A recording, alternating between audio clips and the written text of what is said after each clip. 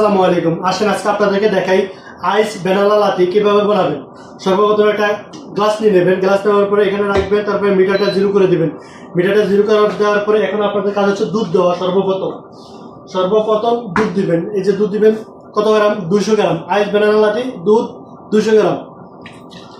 এই যে আমার 200 গ্রাম দুধ দেওয়া শেষ। 200 গ্রাম দুধ দেওয়া হবে ভ্যানিলা।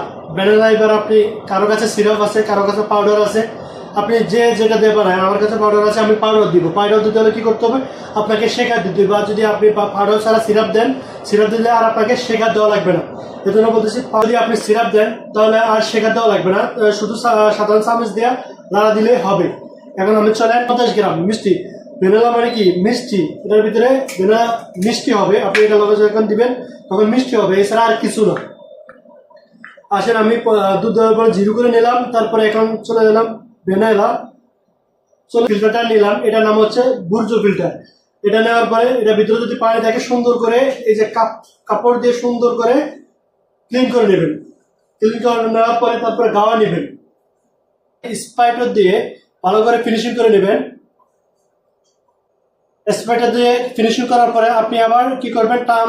টার্ম করবেন, টাম্বার দিয়ে টাম্বার করবেন একদম, যাতে টার্ম করবেন যাতে একবারে সুন্দর লেভেল হয়, ওসা নেচা যাতে না হয়।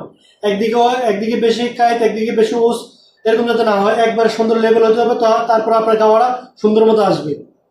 গাওয়া নিয়ে নিলাম। গাওয়া হচ্ছে ডবল শট 36 গ্রাম। এই আমি গাওয়াটা এখন দিয়ে দেবো দুধের ভিতরে। শেষ হলো আপনি কি করবেন? আইস দিবেন। এই যে আমি এখন আইস দিয়ে দিলাম। একটা আইসে 20 গ্রাম করে, 5টা আইসে 100 গ্রাম।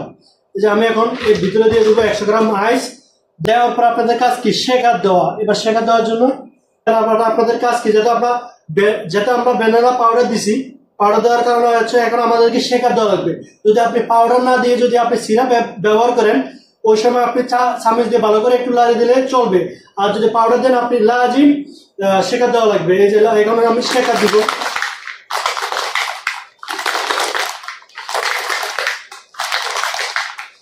শেখা দিয়ে দিলাম। শেখা দেওয়াতে সবগুলো সুন্দর মতো মিক্স হইব। আপনি শেখাটা দিলে তারপর সুন্দর মতো মিক্স হইব। শেখাটা দেওয়ার হচ্ছে কারণ হচ্ছে এটা। আপনি নিলাম 400 মিলি কাপ। এটার ভিতরে 400 মিলি লাগবে না, 300 মিলি কাপ হলে চলবে।